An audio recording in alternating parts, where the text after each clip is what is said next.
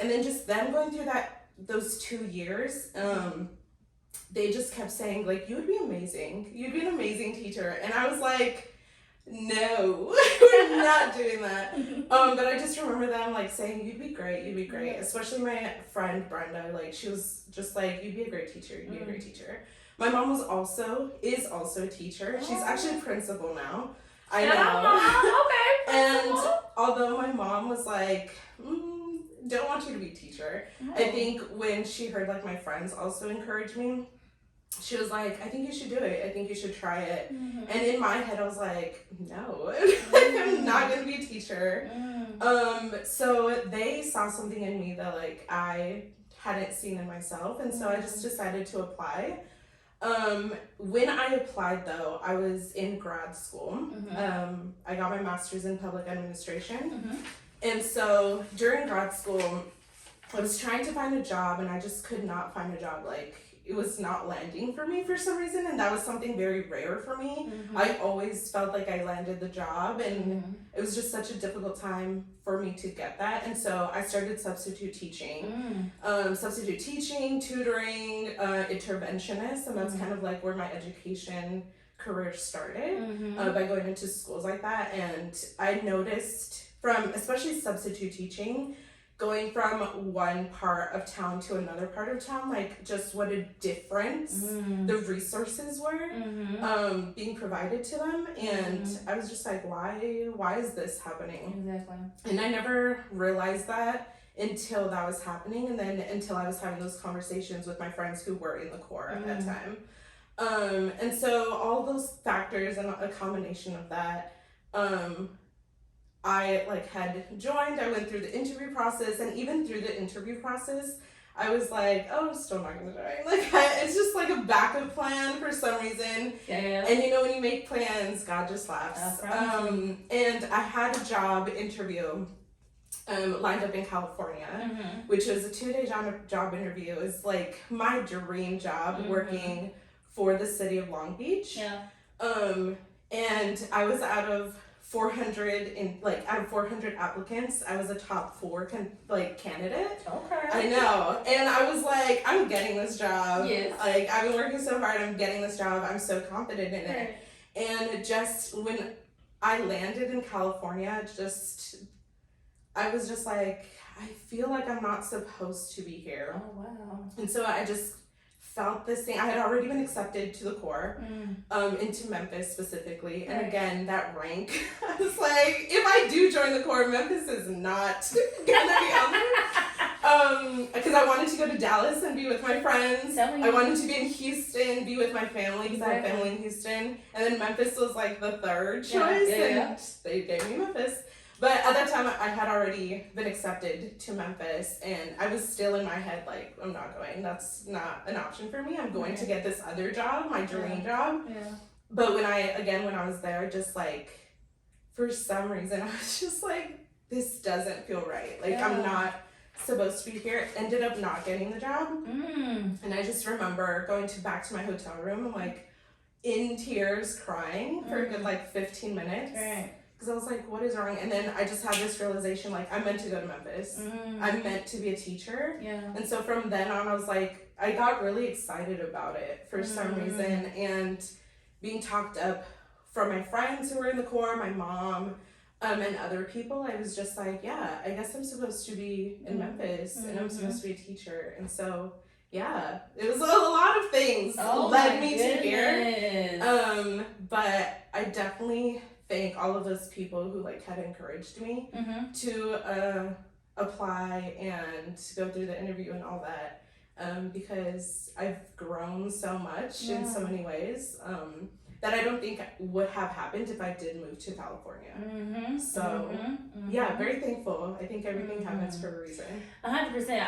I've applied to jobs and I've not gotten them, or I had dreams the same way when I joined the Corps. I had so many other ideas. Like, even though I was from Memphis, I just thought my perception of TFA from what I heard was that they were not going to place you in your home city. So I had this prepared my mind that I wasn't going to be here, but I put Memphis on there because of course I'm always going to root for the home team. Yeah. And I always eventually want to come back to Memphis, but when Hawaii didn't come through with Atlanta and I got that Memphis email at Rose, I was like, okay, but I think it was a good thing, like you said, because rejection is God's protection. I think there was a reason that I was supposed to be here in Memphis, and I have seen from my core experience, even post, just so many things that have opened up for me from being here. And so that makes me think about your just like, what is your core experience like? Like, so you got here, you got the tears came off. You said, okay, I'm here to stay and do this work for 2 years at that point.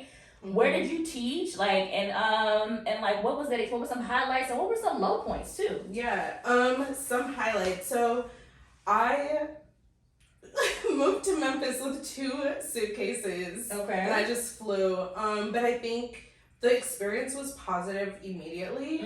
As soon as I like walked into that dorm room, like for Summer Institute, just everyone in TFA Memphis, like, so helpful, so friendly, so welcoming, and just like any questions that I had, like very attentive, and just like it was just such an amazing experience immediately that I was like ready to go and teach. And my placement school was Freedom Prep, and I stayed there until last year actually. So was there for 6 years. Moved around grade levels, but definitely stayed within the network.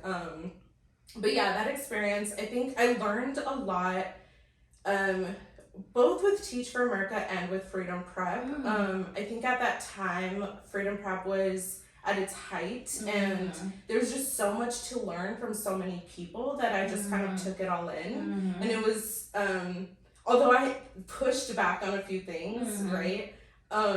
I think there was a lot of growth there, and then the community was really what kept me there throughout the years, like my students and their families. But yeah, it was just an amazing experience, and I would say the low part was towards the last few years, or that last year of the core. I think shifts started to happen at the school that I was just like, what is happening? I am stressed all the time. I'm working all the time. I feel like I go home at work. I work on the weekends, which is honestly still true. But at that time, like, it was just getting too overwhelming. And I started to not have that guidance anymore, only from TFA, but not necessarily like from my school. I think that was like the hardest part of my core experience. So yeah. That's just resonating with me, I think, in some ways. One, I totally forgot our connection on Freedom Prep. Yes. So I did the core, and then I taught at Freedom Prep, and I remember my first year was really spectacular. You know, I had some prior experience with kids and stuff like that. But, you know, of course, teaching was a thing. And at that point in time, for me, it wasn't that TFA taught me how to teach in a lot of ways. It was more so that Freedom Prep taught me how to teach. Like, they were just sound. Like, we were, like, one school building. We were in there together. Like, it was, I think, Roblin was our principal at the time. It was just, like, so amazing. And like you said, the community was there. And there was so many alums in the building that I didn't realize that were there. And then in my second year, I got whisked into this, like, the inaugural grade level chair position. And so that was a whole nother ball game, because I was like, in my second year, I'm grade level chair, what is happening? And also I saw a lot of people leave. That was the first time I saw, like, a mass exodus, but we just, like, kept rolling. And I was like, and now I'm having to lead and also do work. And and like you said, it was amazing. I remember starting a cheerleading program there, and I remember starting after school program for the girls there, just really talk about mentorship and identity work, and just like also leadership. Awesome. And I loved all of that. But then, like you said, as time progressed, right? Yeah. As I got my master's, as I started to learn more, I started to challenge more. Yes. And it started to become this rough burn experience. It started out freedom prep. I think now, looking back, it wasn't freedom prep. It's this idea, we talk about educational equity, and we talk about like what does it mean to really and truly get to a place where everyone has access to quality education. That's when those nuances come into play, and that's when you start learning more. But for me, it was higher education that was showing me at that time diversity, equity, inclusion tactics that I was like, hey, even though we're a school of predominantly people of color, I'm noticing some things, or like even my own self, I was like, wait, I can't believe that I'm doing these things. And so when I started to question that and then try to bring that conversation to a broader group, sometimes that was listened to, right? Even in my quote unquote position of authority, there was some space where I could do to make some changes, but some spaces was like, no. Yeah. And I think that's sometimes the hard road to figure out. But like you, similar to you, I stayed in my placement school for post 2 years, right? You post five years at your placement school. So I think that's something that I would love for, you know, people to recognize, that you're going to have that friction. And actually, shout out to the executive director, Chris Coleman. He always says discourse is a great thing, because when you have those different opinions, you can sometimes come with something great,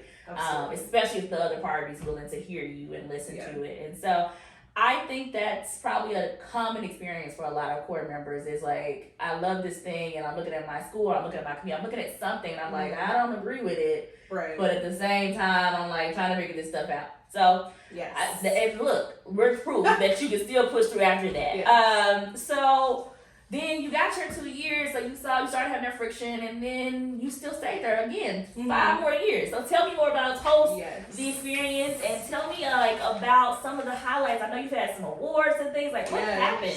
Oh my gosh, so much has happened. So during my core years, I taught elementary. 3rd and 5th grade math, and I was just like, I don't think I could teach elementary students. Like, I think I am more of I build connections with students through conversation, and it's hard to do that with younger students. Because I think, you know, they're still kids, and so it's a little bit harder for them to have those conversations, even though they are still more than able to do that. But I definitely loved teaching like the older kids.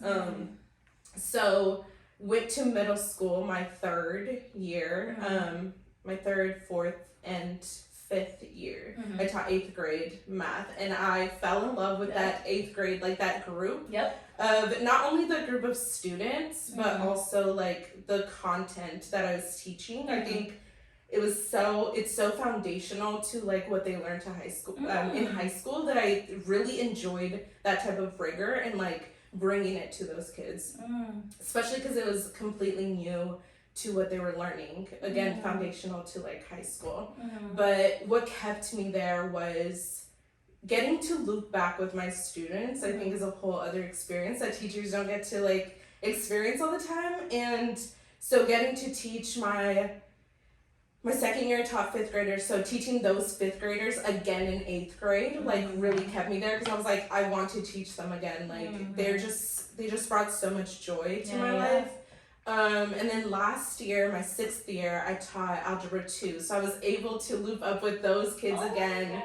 So I've just been looping up with students, and they're really the reason why I have stayed in Memphis past my 2 years, because I definitely was still like, okay, I'm gonna go teach, yes, but I'm only gonna do 2 years. I'm only gonna stay there in Memphis. And I was very selfish at that time, like, not gonna lie, I say that all the time. Like, I joined TFA very selfishly. But after like being open to what TFA had to offer and what FPA had to offer, and most importantly, like my students, I learned so much from them, and I get so emotional talking about them, because they truly are the reason why I stayed here, and they have taught me so many things that I never thought I could learn from children. And essentially, like, I learned to be unselfish and like really like listen to other people, and so they are really the reason why I have stayed here for so long, especially staying at Freedom Prep for so long. Like, they have changed my life in so many ways. And there was one incident that like really nailed that. Was my third year when I was teaching 8th grade math at the middle school. I was on my way to another campus. Sorry. I was on my way to another campus for a meeting, and I got into a car accident, like right nearby my school. And it was very like traumatic. I'd never been in a car accident like that before, and students were getting out of school, so I was also really nervous that like the car was gonna crush students, not only my car but whoever else was involved in that collision. And I got out of the car. I had a student with me actually, who I was driving over to that other campus, and so I was just making sure she was okay, called mom, called, you know, the cops, ambulance, made sure everyone was okay. And once I had a moment to like realize what had happened and settle that, I looked around and there was 3 parents, 3 of my students' parents who were like, Miss Hernandez, we saw it was you. Like, we just wanted to make sure you're okay. We're gonna stay here with you until someone comes and helps you. Mind you, my family isn't here. I really just had like my roommates at the time to come help me, and they were still at school. So I really felt alone. But in that moment, when those parents stopped by and were like, we're gonna stay here, we saw that it was you. Like, are you okay? What do you need? We're gonna, you know, do this, that, and the other. They really like came to help me in a moment that I needed that community, because I felt so alone. But after they were there, I was like, oh my God, like who else does that? That is so crazy. And so from that moment, I was like, this is my home. Like, this is my home. That was my 3rd year, so that made a huge impact on me, and from then on I was just committed to those kids, those families, and I like invested in them, so yeah, they're the reason why I'm still here. They're the reason. I feel like I found my family here with them. So, my goodness, that is so amazing. I get so emotional. I'm so sorry. No, apologize. I needed that. Yeah, Jamie's trying to give you some tips. I'm trying to hold back the tears. But that is. I'm also really sick, so I'm like trying to push through. But yes, I think that's just, I'm at a loss for words of just how beautiful that is. And just like the thing of like servant leadership, right? And like when you sow good work, look at what's planted, look what blooms. And so like it came out. These people are here with you, supporting you, and not these people that, like, now you're extended family. So your family now is here with you. That's amazing.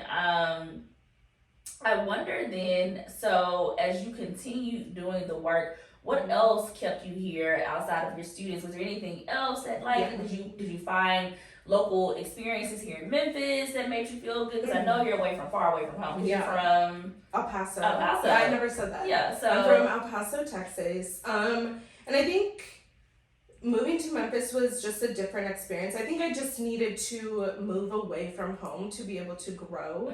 And coming to Memphis, and I think this may or may not have happened if I moved somewhere else, but just immediately, like, just the warmth here in the city and all the activities that are always happening. I know some people are like, there's nothing ever happening in Memphis. I'm like, you just haven't like found it yet. But just everything that happens, just like the culture is just so different from my culture, and just being here, even by the river, like there's activities by the river, just, I don't know, I think it's just so different from the way that I grew up that I'm like drawn to it and drawn to like learn more.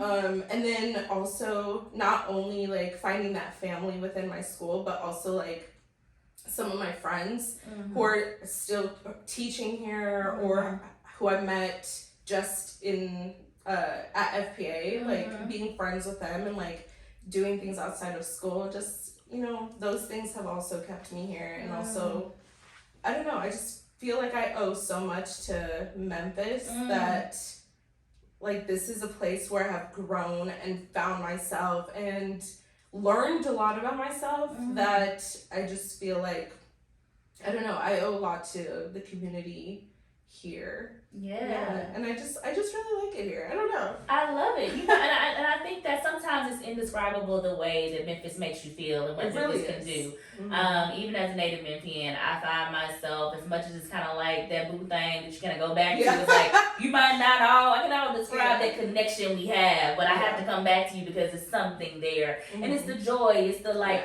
it's the feeling good, it's also just the surprises. Like Memphis surprises me all the time with like different things popping up. The way it is, as much as you think about, some people say Memphis doesn't change, it actually does. Yeah. There's lots of different evolution. I think one of the changes is we're starting to make sure that we're honoring our educators more. And I heard you had a recent award come your way from all the hard work you've been doing in education. You want to speak about that? Yes. I was a New Memphis Educator of Excellence. I believe it was in 2021. And that was also a really cool and fun experience. Especially because I had never really been acknowledged for my work at that time. Especially like from my school. I would from some people, but it didn't feel like it all the time. I definitely felt it for my students. Like they always were so excited to like learn from me. But getting that award was very just, I don't want to say life-changing, but very eye-opening. And I definitely owed it to my mom. So my mom came into town and like saw me receive the award. It was like COVID times. But yeah, it was such a cool thing to get, and I dedicated it to my students, of course. But we took a picture. We took a picture of it, and they were like, "Did you win? Did you win?" So I definitely shared it with them. But yeah, that was a really cool thing to get. And that was the 2021 New Memphis Educator of Excellence Award. Yes. So this is somebody who's again modeling excellence all that time, and so now you've recently transitioned to a new school. Yes. You want to share that and what's the highlights of that and just like what went in that decision? So I now moved to a new school, which was also very hard for me, I want to say. Still kind of like trying to grapple with that change. But yeah, I decided to leave my placement school after 6 years.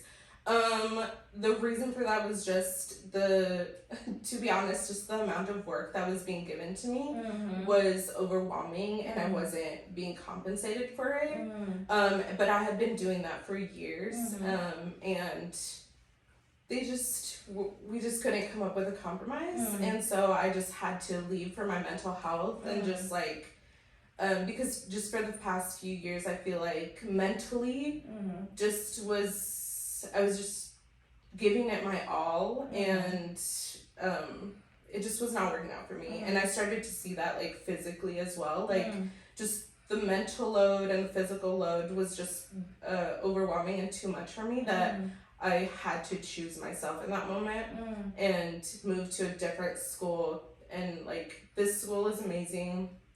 I've only been there for a few months, but I feel like I've learned so much from them, and it just feels fresh. However, the decision was very hard because that meant leaving my students. So I would still, if I would have stayed at FPA, I would have been looped up again with my students, and even eventually being looped up to my first year kids, which were third graders at the time. Oh my goodness. And so it was really, it's still, I cry about it once a week. I'm not gonna lie, because I miss them so much. So it's still a hard decision, like, for me to kind of grapple with, just because of them. But when it comes to like the actual career part, I feel like I made the right choice, because I'm learning new things that I haven't learned before as an educator, new strategies, new skills, new ideas.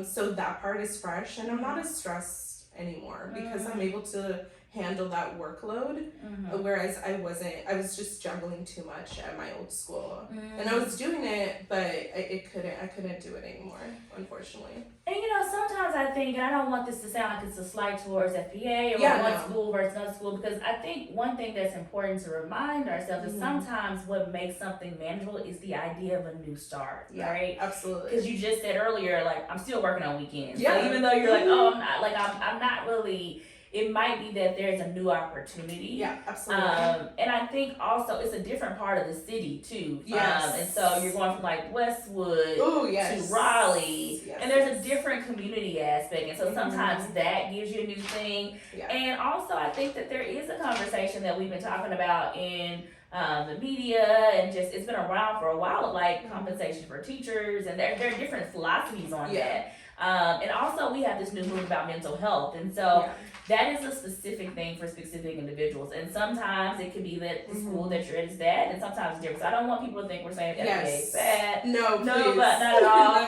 But I do think it's important to be candid about Alexia's story and why Alexia decided to go. Yeah. Because that could inspire other people to say, hey, maybe I can think about how I can still do the work, but do it somewhere else. And somebody might, I know someone person who just went to FPA, leaving another school, and they love it. And they have had an amazing experience, and everything they thought it would be. And so you just never know. That's why we have different schools. And so we have different schools for different children and their needs, and different families and their needs. It's the same thing with teachers. Yeah. But that makes me think about your vision for one day. So what is your vision for one day, and are you living it? Yes. I think my vision has changed over the past 7 years that I've been in Memphis, but 9 years as an educator. But I think the goal is still the same, as bringing that like quality education to students. And I think it's really unfortunate that we really focus on state testing so much and like really like hammer it in. And I find myself when I am teaching like, hey, test taking skills type of thing. Yeah. And I wish it would be more like, let's actually like take the time to learn, rather than like, we need to nail this within a certain amount of time. Yeah.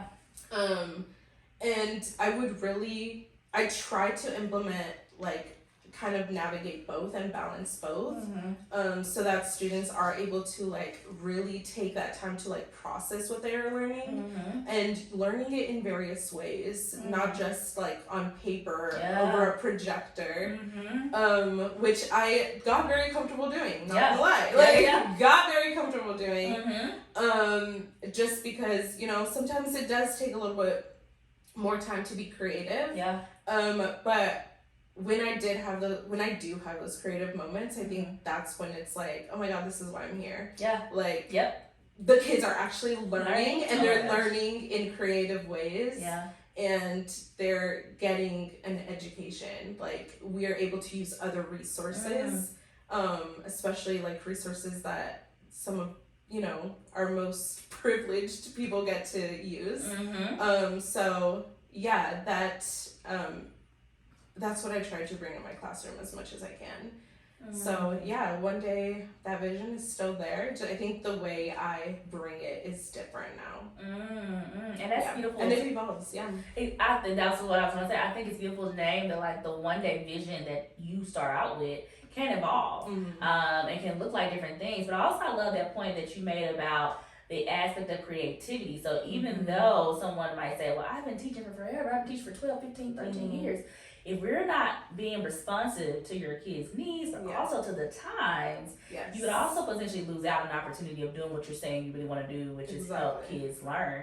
I mean, there's AI now coming to help people do lesson plans and things of nature, and there's a plug for that. So make sure you're looking in our alumni newsletter and different things, because we have a special treat for some of you if you want to try something new. So be on the lookout for that. It's coming soon. For those who might want to try AI with lessons and teaching. What about this idea of paying it forward? So you're Educator of Excellence awardee. You have been in education for over 8 years at this point, and you are just doing a lot of great stuff. But if we could take a moment and say, we're going to put you in a time machine, and you're going to go back in time, what would you tell Alexia in the core? Like, what would you talk to her about? What would you warn her about? What would you prepare her for? And this is for our either current core members right now, like that might need that glimpse of hope. October can be kind of hard. Yes. And so this moment of like, what would you tell yourself if you go back in time? Yeah, I think I would tell myself it's okay to be uncomfortable. Because I think that's when the most growth happens, and even like new ideas, that's when that happens as well. So definitely be okay with being uncomfortable. And in addition to that, I think with being uncomfortable also means like pushing back and not being afraid to like speak up for yourself or for your students. Because I think that as educators, we all have similar visions and goals for our students, and I think the way that we go about them is different. So if you feel like you have ideas that might work better, definitely like take that risk and just like push back if you feel like maybe your students aren't being served like the best way. Obviously in a very, bring it as positive as you can, but don't go shaking the table. I think the way that you bring it up is very important, and address it, but definitely don't be afraid to take risks. Don't be afraid to push back, because I feel like other people can learn from you, and especially being like a first or second year teacher, it might feel like people are looking down on you, and like you feel like you have to learn from other people. But you also have ideas, and I think that it's okay to like bring those ideas to fruition. Because I think people can learn from you too. I love it, and I think that what I'm hearing in that is this idea of relationship. It's a relationship. When you think about relationship, it's a give and take. And when you talked about just thinking about the way to do it, I tell people this all the time. I had a friend recently that was trying to give me some advice, and I said, the funny thing is, I'm a sensitive person. So if you say it to me the wrong way, I'm going to cut you off. I'm not going to talk to you again. I'm not going to listen. But if you really are there and you're saying, I want you to grow, I want this to change, think about how I will receive that and then give it to me that way. Because that's going to probably give me at least more, it's going to make it more palatable for me to hear it and take it in. It doesn't mean you change the message. You just change the way you deliver the message so that you get the best outcome. And that, I think, is leading with love, leading with care, and also still leading with candor and leading in a way that can evoke change. Absolutely. And that looks a myriad of ways. And then again, but I think you are really hitting this idea of relationship. Is how would I know how best someone receives this information if I don't get to know them? And I think even having that conversation for some people, that is the risk. Just being able to say, hey, I have an idea. And the risk is that, somebody might say, that's amazing, go do it, and they don't know how to help you figure it out. The risk is they might say, I don't like that idea. And so you have to deal with that, or the risk is like, you get to like wait until forever, nobody talks. It could be a lot of different things. But I love that you said encouraging our current core members and your past self, take that risk. I think that's important. Take the risk. Now we're thinking about this idea of incoming core members. So you are, what would you say to you? Like, we have people right now, we're about to do some interviews. We also have people who are probably going to be looking and thinking about, do they want to do TFA? What would you tell yourself back in grad school? What would you say if you could go back now? I think listen to people who like are encouraging you.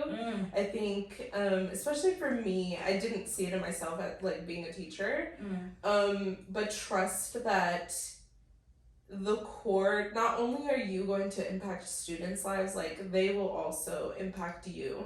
And I think like even if you feel like are unsure like in life right now, I think take that risk. Like teaching is you just learn so much. I think you just grow so much, and like it changes you in so many ways. And if after 2 years you're like, oh, maybe teaching isn't for you, you have that option. But just like me, I was like, I'm done after 2 years and I'm still here. Exactly. That can also change your route of where life is supposed to take you. But I think definitely try it. I think come in with an open mind and just take it all in. Because you can learn so much, and I think being open to it is just gonna bring a world of opportunities and a perspective that you never imagined to get. I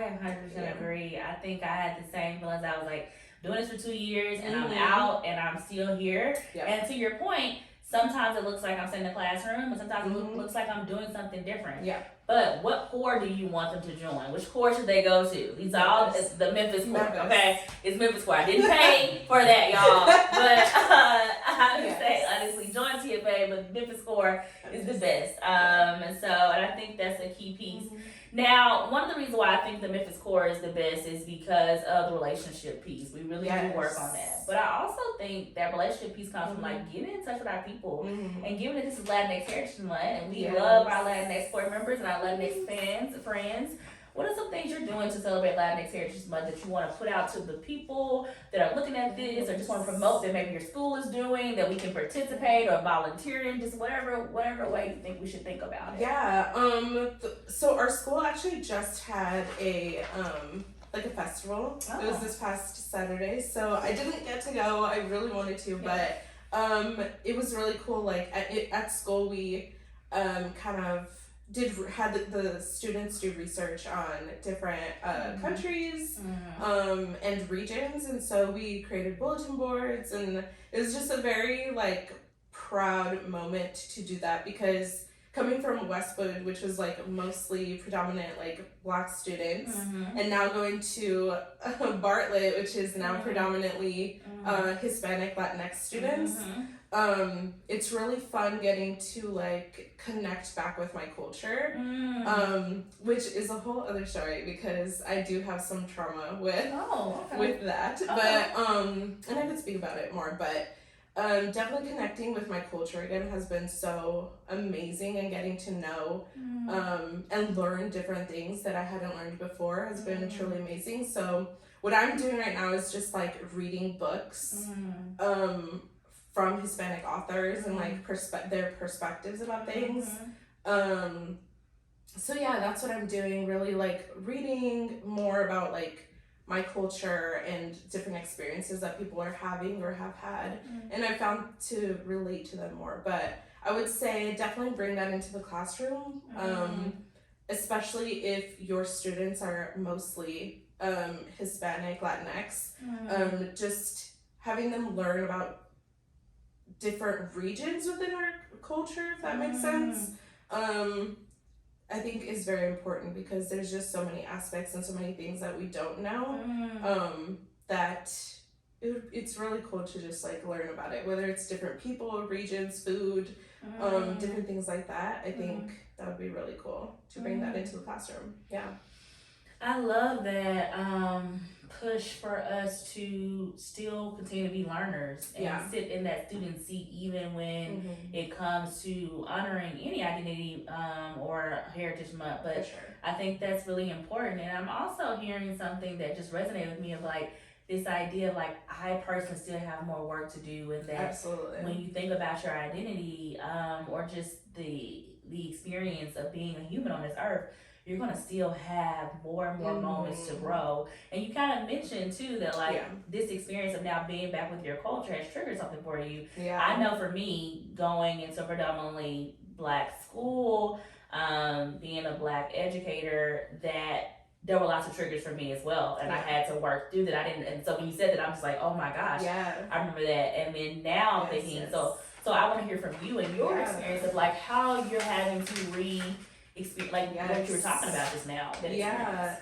So growing up, I had a lot of confusion with my culture, especially with my family.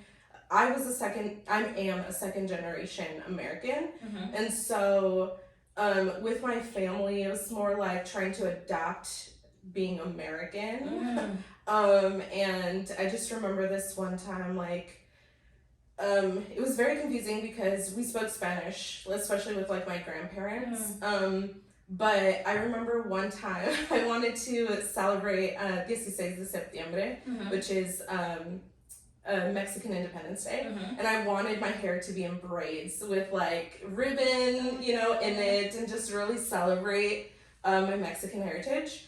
And I remember going to my grandmother's house because I wanted her to braid my hair. Okay. And she was just like, "Why are you celebrating this?" And she just said it in like a way that was like, "Oh, should I not be?" And it was, she didn't mean it like in a negative way. Yeah. Just like, I think she meant it in like, we're American now. Oh, So trying to like acclimate to the American cultures and not bringing like Hispanic cultures. And that was confusing because we spoke Spanish at home, and like at home it was very much like proud of our heritage, but like outside of our home it was like, oh no, we want to like try and speak English and like, you know, do what Americans do. And so that was very confusing for me as a kid. With my family, it was just like very back and forth with our culture. And I didn't really learn a lot about our culture. It wasn't really like pushed on us that much. And then at school, also kind of being bullied, I guess, for speaking a second language. Like Spanish was my first language. And so hearing that from students, like making fun of me with that, like I really pushed away my identity. And have for years until I joined the Corps, because in Teach for America, like you really reflect on who you are as a person and how your identity is brought into spaces. And I didn't start like reflecting on who I am and where my background is and stuff like that until I joined the Corps. And so even when people spoke Spanish to me, I would be like, I would freak out and respond to them in English.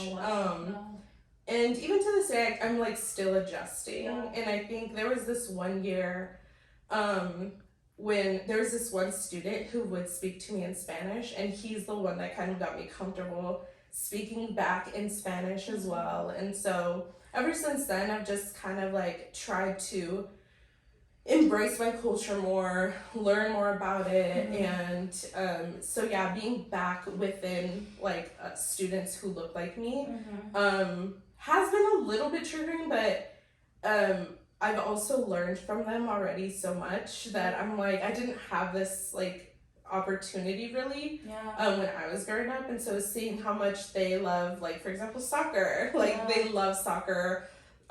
When we did our bulletin boards and we're celebrating, like most of them are Mexican, and so learning about things from Mexico that I had no idea about, I was like, this is actually really cool that I get to kind of relearn my culture and heritage and like bring myself back to it has been really cool.